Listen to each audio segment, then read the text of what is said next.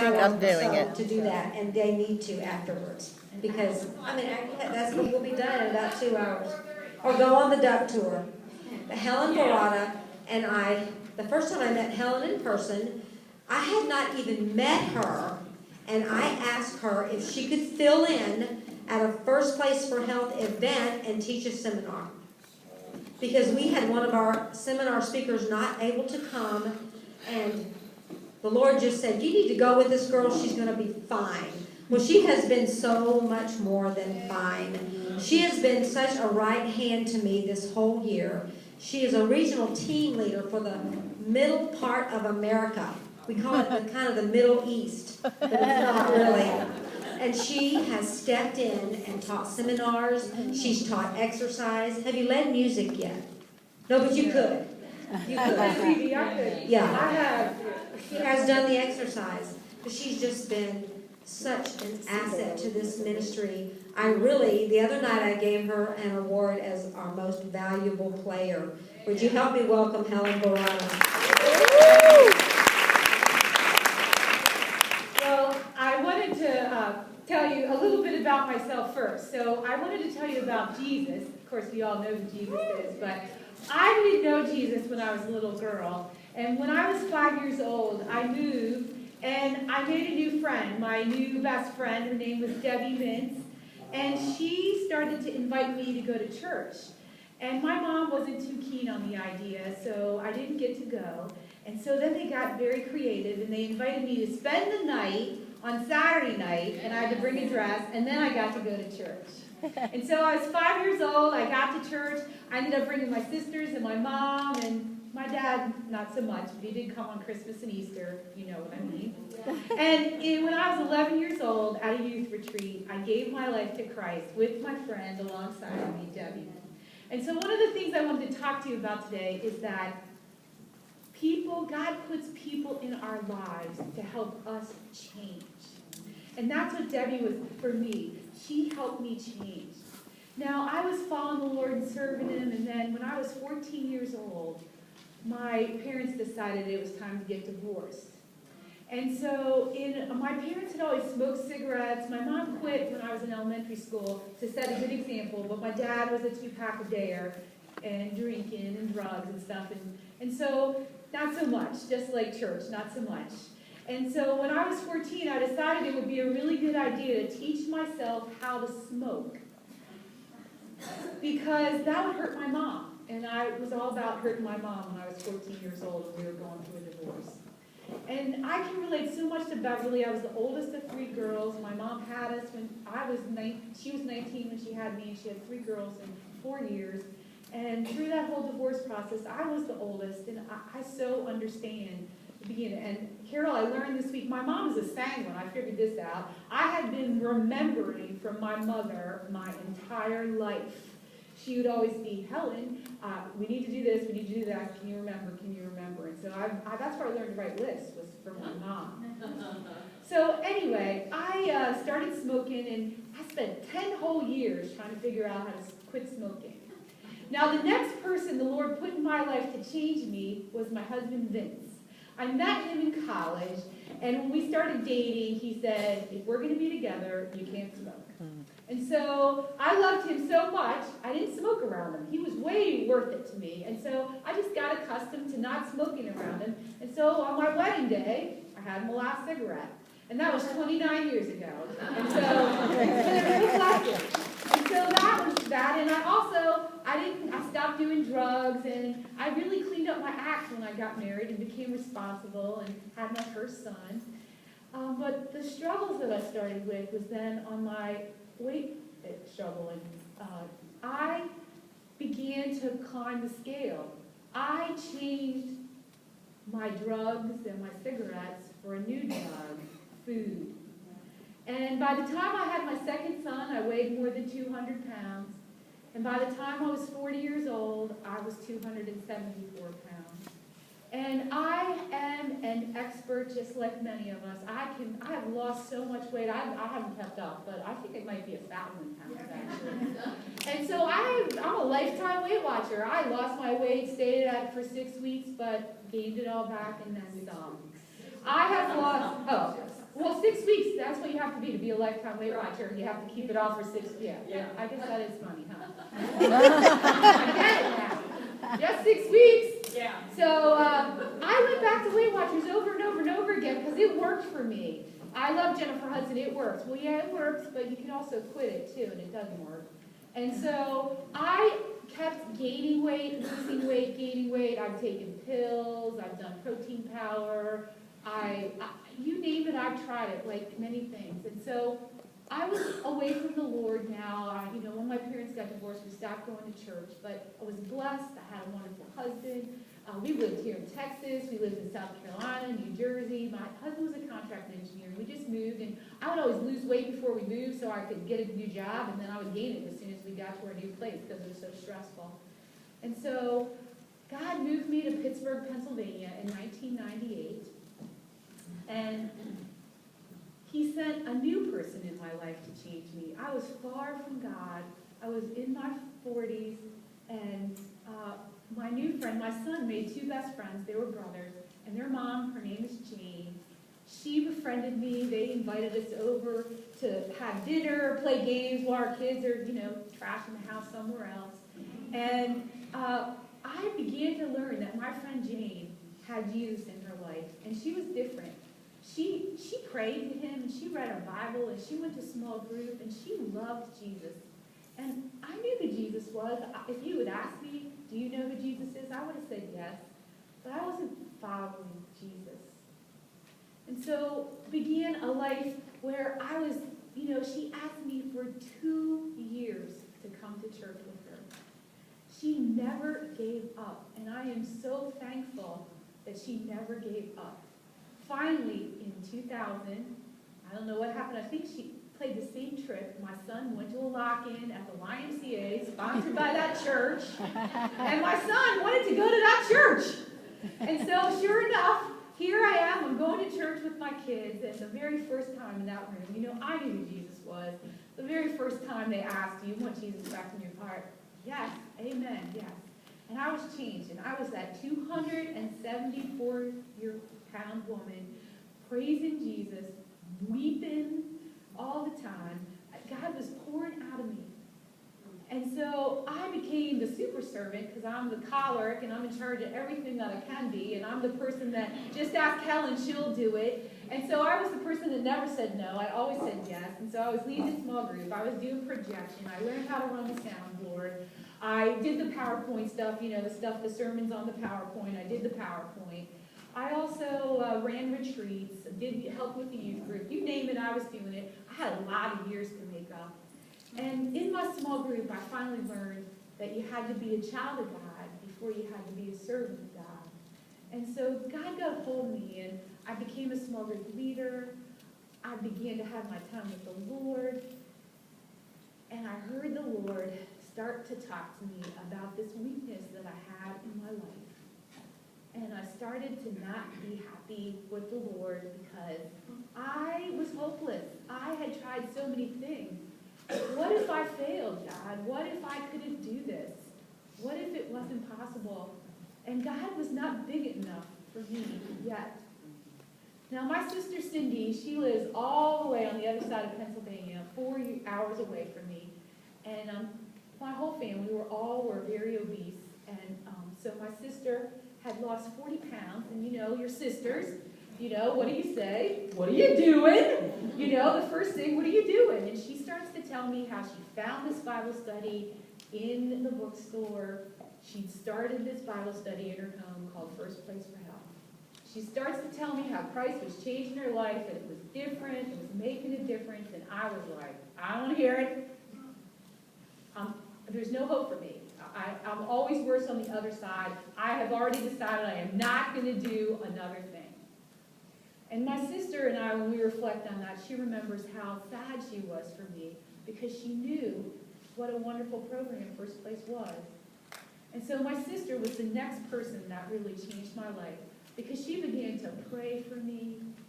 And as I drove across the state back home, the Lord started to impress upon me about First Place. Now, that was in 2005, and in 2005, I was serving everything, and I started to go through a very dark, quiet, dry, cold season in my spiritual life, I was like, Lord, I want to hear from you. What do you want to say? La la la la la la la la la la I knew what he wanted to say. I didn't want to hear it. I wasn't having any part of it. And so for a long time, I was doing retreats. I was leading people. I was seeing everybody else feeling the Lord. And every once in a while, I saw him. I see him. I believed he was there. But I wasn't sensing him in me. And so I became so desperate. There was this Bible study that was, if you want to walk on water, you have to get out of the boat. And so I'm reading this beautiful study, and in the middle of it, it asks this question: what is God calling you today that you are not willing to do? And I can tell you, I was sitting in my chair in my living room, and it was like lightning bolts searing through me. I sincerely wanted to know, and he said, start a first place for house group at your church.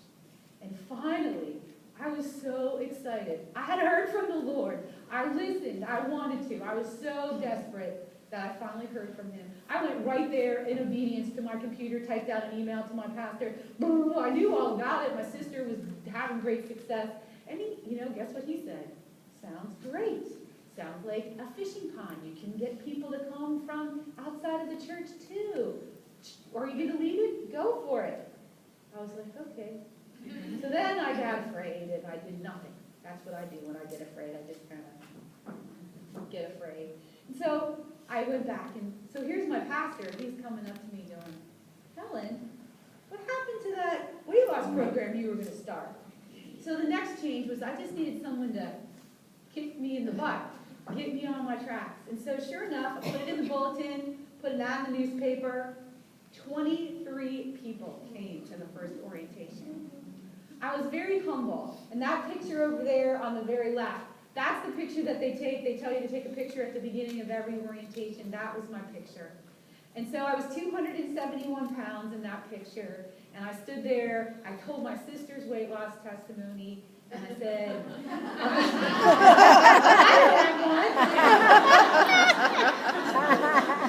and I said, I'm doing this because God's making me. And please come along. I'm going to be learning. And, if you want to join me, come. Because I'm here because I'm supposed to be here. And I'm so glad you all came. And I was very humbled. People kept telling me, I've been sitting in the worship area praying for the Lord to do something like this. And people were telling me over and over they had been praying for this all this long. And it was that same time that I was not listening to the Lord and I was not being obedient. I was not changing. And so, first place, I'm a coward. I read the book cover to cover. If you went to my class last week, I said, it's only 120 pages. Get the leader guide out. Read it. And so I read it cover to cover. I did everything it said. I got out my member guide. I did everything it said. I've been tracking for 7 years now. It took me 4 years to lose 116 pounds.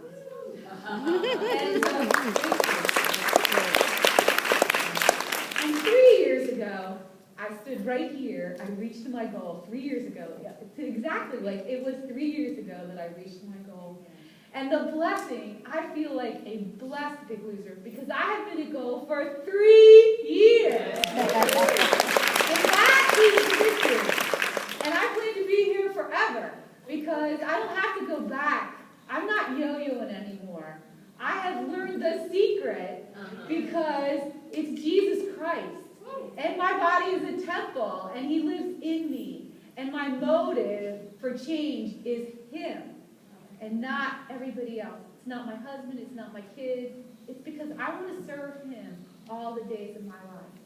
Now, the big, huge changes in my life are crazy. People continue to change. 3 years ago, Carol Lewis challenged us to all leave with an accountability partner. Don't leave unless you have somebody to go home with. And I met Jen Crow. She was from Wisconsin. She had lost 150 pounds. She had been at goal for 5 years. And I was just at my goal. And Jen Crow and I had been Skyping ever since. For 3 years, she's my accountability partner. And she's helped me. And she's encouraged me. And she's helped me continue the changes that I didn't change. Because before, I always got it back. And encouraged me. There's tons of you in this room that have encouraged me and helped me change. Carol helped me get to speak, to go to speaking and learn how to speak better. Vicki, all her words, all these words she talks about food, how I changed how to think about food, because how Vicki's like, food's not the enemy. There's nothing wrong with food. Vicki, those words changed me. I learned how to think of food as just God gave every food. I just have to learn how to have a healthy food. I coped with food. I had to learn to cope with something different. My friend Joyce, she's not here. There's a First Place for Health member in the Brandon, Mississippi. She got married last night. And so all the Mississippi people are kind of missing from here because they all went to the wedding. And so my friend Joyce and I really didn't get to know Joyce well until last year. And her and I bonded. Her first book came out, and she was all about running races. And I had no interest in running races. Now, I had started running because I realized that instead of walking 2 miles, Jackie, this is for you, I could burn more calories if I ran. And I don't run fast. I run 4 miles an hour. That's very slow for people that run. But I started to run, and I was running 2 miles, and I thought I was just, something else because I was doing 2 miles. And Joyce is like, Helen, come do a half marathon with me. And I was like, a half marathon? How many miles is that? It's like 13. I was like, 13 miles? So then I said, well, I'm contemplating it. So I looked at the training schedule after we left Summit. I looked at the training schedule. And do you know you have to run 3 miles like 3 times a week at least? And then a long run, you have to run like 4 times every week. And so I had never even run 3 miles. So I said, okay, I think I'm going to sign up for a 5K so I at least can run 3 miles. And so that's what I did. I ran my first race last Thanksgiving. I did a turkey trot at Thanksgiving. And so that was a good day to be burning lots of calories on Thanksgiving. And so that was Joyce challenged me in that. Well, just last month, I did an area training meeting in Cleveland. And I met this 32-year-old girl. She had been doing First Place by herself, and she wanted to start a First Place for Health group. She had done the Bible study 3 times, 3 sessions of it, and she had lost 30 pounds. And she wanted to start First Place. Well, she had to come late to my area training meeting because she ran a triathlon sprint before my meeting. And she wanted to know if it was okay if she could come late. And of course I said, yes, especially since I knew she wanted to start a group. So I said, of course. I even rearranged the agenda so I would cover the getting started stuff after lunch so she would be there. So when she got there, and we were all talking to her, and I had told them she was doing this, and so we're all, how'd you do on your triathlon? And she told us that she finished, and she came in 4th place. This 32-year-old girl. And I was like, whoa. And so she started to encourage me to consider doing a triathlon. Now, for those of you that heard my story, I get bored real easy. I prayed the prayer, God, make me want to exercise. That was on my prayer request for at least a year. And people always say, I don't want to pray for this anymore. And I was like, well, this is what I need your prayer for. But really, I really don't want to exercise, and I want to. And so I signed up for the triathlon because I learned how to do water aerobics at Sandy Cove at Wellness Week 2 years ago.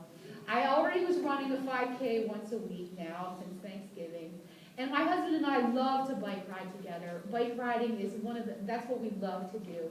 And so I was already doing all the things in a triathlon. And I said, okay, well, maybe I can do them all together in one way.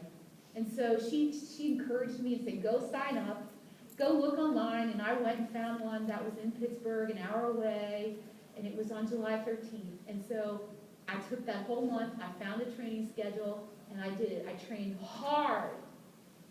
And something changed in me again. I wanted to exercise. I wanted to do well on my race. I didn't want to look stupid. I didn't want to not finish. And I told Joyce, I get it now. I get why you signed up for these races now. Because it gives you an incentive. it changes your motive. You want to exercise. And so I finished my triathlon. I did 185 out of 188. And so that was really good. And it's so funny, once I got started in the race, I realized, they send you out in the swimming in heats, and I'm an old lady, I'm over 39. They send you in heats, and I was over 39. So I was at the last heat, and there was only one lady behind me in the swimming, and I was like, oh my gosh, I can't be last. And then I got on the bike ride, and my husband was there. He was my biggest encourager. He was taking pictures of me, and he was cheering me on, and I fell on my bike, and he was worried about me, and he helped me when I got back, and I was like, he's like, are you okay? And I'm like, I don't care, I have to run. It's really out of power. It's all about the race. We got to finish. And so I did the race, and I realized my husband is my biggest encourager. Now, each of us helps people change. This year, I have been helping other people change. My oldest son lost 100 pounds this year. And I'm starting to see that God is using me to change other people. And so my husband now, he's lost 20 pounds, and we're going on a 3-week cruise to Australia. It's our life cruise in November. And so we both are trying to be as healthy as we can, because we've been dreaming about this trip since we were in college. And so it's a wonderful thing. And so each of you are here because you want to change. And the message that I have for you today is that God wants to change you. And you, and you, and you. And we can help other people change after God has changed